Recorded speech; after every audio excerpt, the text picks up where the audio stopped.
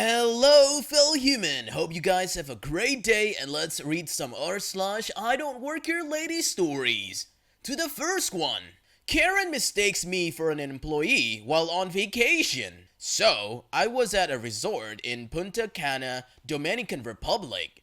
My parents are Dominican, so I speak pretty fluent in Spanish. I was by the pool chatting with one of the lifeguards when a Karen in her 30s tapped me on the shoulder. Karen. Excuse me, I need a clean out towel out. She stares at me while holding a soaked towel. Me, oh sorry, I don't work here. You might wanna... Karen cuts me off. Karen.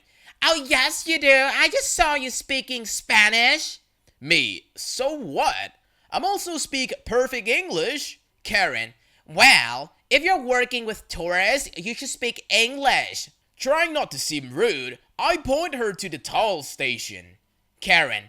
Oh, can't you grab me one? I don't speak Spanish. Me, no, you can figure it out. Karen walks away angry, and me thinking that was the end of it, I headed to the bar. Lucky for me, I was able to overhear her screaming, "I need someone who speaks English in this place. I have a complaint about one of your employees." An employee takes her to the front desk to speak with the manager. 20 minutes later, I see the same employee return to his post, and I ask him what happened. Employee.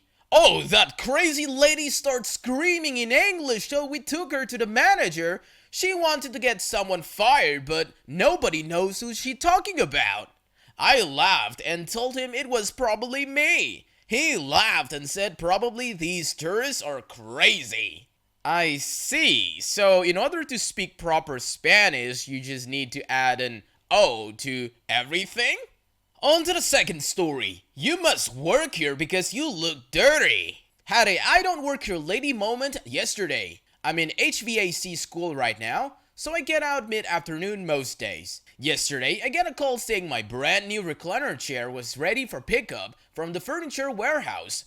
I ordered it a month ago, and it got to the distribution center, so I booked it over after class and thought about how great to have a chair that is mine again and not falling apart. My current one is 14 years old, and my daughters tend to claim it when I get up for more than 10 seconds. That being said, I get to the warehouse, go in, and get the order processed for pickup, and back my truck to the bay door and wait, as told by customer service. Thus, the incident. Older entitled dude, OED. Sentient being, me. OED pulls up in a very nice, very well polished Cadillac right next to me. 2 spaces over from bay doors, and sits there. Looks around for a minute, sees me leaning on the tailgate of my truck, and stares at me for probably 30 seconds before he loses patience. I'm obviously looking at my phone and waiting for delivery of my chair. OED, hey! Yells this through rolled down car windows. Me, heard his yelling but didn't care enough to look up. OED, hey! I know you can hear me! Lays on a car horn at this point. Me, what? OED, come here now! Me, oh no, I'm good. OED, oh you stupid lazy little crap! Get over here and get my furniture order! Me, okay, this cannot really be happening. So I sauntered over. What the hell are you barking about, and why are you yelling at me? OED, because I'm a paying customer, and you're not being paid to sit on your butt, so get in there and get my furniture now. Me, okay, now I get it. You think I work here. Well, I don't. OED, oh yes you do. You're dressed like a dirty warehouse worker. You're just being a lazy, entitled butthole. Keep in mind that this guy's yelling at me, calling me lazy and entitled while sitting in a $80,000 car. Me, oh look old man, if you want your furniture processed, you have to go inside like everyone else and get the customer service people to process it. There ain't curbside servers here. OED, this is your last warning, punk. Go get my furniture. Me, okay, I'm gonna go back to wait for my stuff now. Right about then, the bay door opens and an actual employee comes out with my chair on a dolly. Employee is wearing shorts, sneakers, and a harness and a t-shirt that says the furniture store on it. I'm in a hoodie, long work pants, and boots, so no actual resemblance to an employee. Employees helped me load the chair still boxed up into my truck bed, and I signed the sales receipt for it. Meanwhile, OED has finally gotten out and it's stalling his way over, spewing BS to the heavens over all the injustice of the world and how the millennials are ruining everything. I guess I'm a millennial now, even though I'm over 40 and my beard is going gray. I got the chair all strapped down and hopped out of my truck bed, shook the actual employee's hand, and got in and started my truck. Employee must have been used to the insanity of entitled customers because he was completely ignoring the OED. Instead, he just pushed the dolly bag in and closed the bay door. OED was hollering and cussing up a storm as I started up and drove away. Not the most satisfying story, but still ended with a smile on my face. Well, I definitely aspire those employees, they just don't give a hoot. The third story. I'm an adult consulting with you, not a child working for you. This was a couple of years ago. I work for an engineering consulting company, and most of our clients are operational minds. My jobs sometimes involve visiting mines and collecting data or giving the clients recommendations. Another important thing to know is that I look very young. People often assume I'm 5 to 10 years younger than I am, and for some reason, wearing a hard hat and safety glasses make me look even younger. Also, my hard hat and safety vests have my company's name printed on them. When I was 26, I went on a site visit to a mine. I arrived, went through the safety inductions, tied in with my contact, and started doing my job. There was a college intern working at the time, and his behavior around me the first day was super weird.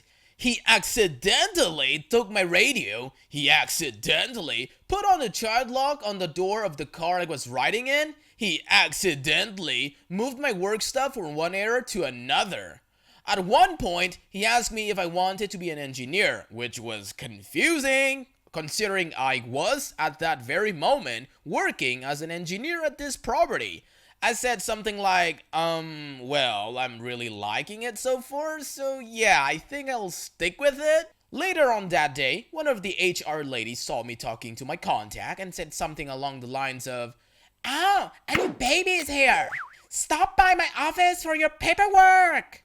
I'm obviously very confused and just awkwardly stand there. Suddenly, my contact realizes what is going on and starts laughing and explains. Apparently, the day I arrived was the day some high school interns were also arriving. HR assumed I was one of the interns, and the college intern thought he was hazing a high schooler by messing with me. That was my least favorite job for a myriad of reasons, but at least I got some laughs out of it. Oh, good to know that's how he treats children he thinks he has power over. On to the fourth story. I'm most definitely not a Uber driver. As the title says, I'm not an Uber or Lyft driver. There's no indication anywhere in my vehicle that I would be. I don't really put stickers on my truck anyway, so it's not like there is any confusion on this. I drive a 2014 Silverado, and I take care of it and keep the inside looking nice. And from some of the horror stories I've heard, I don't want to let strangers in my truck. Nothing against Uber or Lyft drivers, just not doing it in a vehicle I worked very hard to be able to buy. Anyhow, yesterday I drove my wife to Ulta so she could shop for beauty products. I really had no interest in going in, so I parked and played on my phone for a bit. After about 15 minutes, the passenger door opens and some stranger gets in. This woman looked like she walked straight out of a meme about Karens and hopped into my truck. Random lady. "Oh, no wonder I was waiting so long. You're over here screwing around." Me, I think you're in the wrong vehicle. I don't know you. Why are you in my truck? Random lady. "I need to go to address. It's down by the amphitheater." Me, I'm not a cab. Random lady. "Oh, you're the Uber driver I called for. You have the sticker." I look around, and I totally have friends that would put something on my truck as a joke, but I wasn't seeing it. Ma'am, you must be seeing things. There's no sticker in my truck. I'm not a Uber driver. Random lady pulls out her phone, and with a tone of such superiority that I immediately wanted to just push her out of the door and says, "My app says that the driver will be in the blue Ford Focus, and that is you." I laughed out loud. Random lady, what is so funny? Me. I'll tell you what. I'll give you a free ride to the eye doctor to get you some glasses. You said your driver was in a blue Ford Focus, a small car, and you focus it with a dark gray Chevy Silverado, a pickup truck? In no possible trick of light could those two ever get mixed up. You obviously need glasses, Mrs. Magoo. I'm sure everyone is about to be shocked by her next line. I've read enough Reddit stories and even written one or two. I should have seen this coming. Random lady, how dare you? Me. I'm not your driver. I don't drive for Uber, and there's no sticker. You got into the completely wrong vehicle. The only thing that I can see as a reason is that either your eyesight is terrible or you're starting to come down with Alzheimer or dementia, which would be tragic, but I don't think this is the case. I was watching Karen rage build up in her face. I was expecting the explosion, but she switched tactics on me. I thought she was gonna zig, but she zagged. Random lady, well, I need a ride and you aren't doing anything, so why don't you just take me there? I can give you $5. She said this like she was trying to bribe a little kid with a piece of candy. I might have been willing to give her a ride. I'm a nice guy to most people and generally am willing to help people out. However, her condescending tone got under my skin and I'm not going to reward that kind of behavior. Me, no. And you need to get out, my wife is here. She had just shown up. This lady had the audacity to roll down the window and tell my wife, "Oh, you can wait, I need a ride." It was that moment too that I just happened to see a blue Ford Focus driving really slow in front of the stores and the driver looking around. Obviously her ride. I started speaking slowly while keeping an eye on the driver. Ma'am, listen. Pause for dramatic effect. I'm not driving you anywhere. I'm taking my wife home and she definitely doesn't have to wait for you. You need to get out of my truck before I call the police. If you're waiting for your ride, you need to settle that with Uber. And by the way, the Uber driver you were waiting for is leaving the parking lot right now. I pointed to the blue car that was moving to the lot's exit back onto the road. She flung my door open and tried to go chasing after him. It was pretty comical, really. My wife gets in and says, "You have a strange taste in trams." Me. Another 5 minutes and I think I could have gotten a free handy. We drove past her on the way out. She didn't look happy. Well, this, you guys, is the main reason why I always lock my door. On to the fifth story. How my mother got fired from a job she'd never had that I'd already quit. A recent comment reminded me of the crappy theme dinner I worked at in high school. About a week after I'd booked out of a town for college, one of the servers called in sick. The manager on duty forgot I had quit and left town by over 1,000 miles. Since this was before cell phones, she called my home number, got my mother, and demanded that I come in to work for the shift. My mother tried to explain that she did not work there and was not me, and I was long gone. This butthead manager was having none of that excuse. She refused to believe my mother was not me and got very threatening about how she needed to come in or she'd get fired from a job that I had already quit. Also, I'd never work in that town again. Yippee! My mother hung up on her, but the butthead manager called back repeatedly until my mother finally agreed to come in to just make the phone stop ringing as she was expecting an important call. A few hours later, the manager called back to curse her out and fire her for not appearing for her shift. She never did figure out she'd been talking to my mother the entire time. Oh, look at me, the manager. I'm so incompetent that I do not know who does and doesn't work for me. The sixth story. I'm not his nurse. Not a typical I don't work here lady pose. Happened at a wedding for a very close friend. Friend has cerebral palsy, and for a while I work as his aide. Basically got paid to hang out the way we would anyway. So he gets married out of state, and I fly out to be his best lady. I mean, best man, but I'm obviously female. I wore a pretty dress, gave a toast and everything. We were surprised that I was not in one wedding picture except from the other wedding party things from the venue.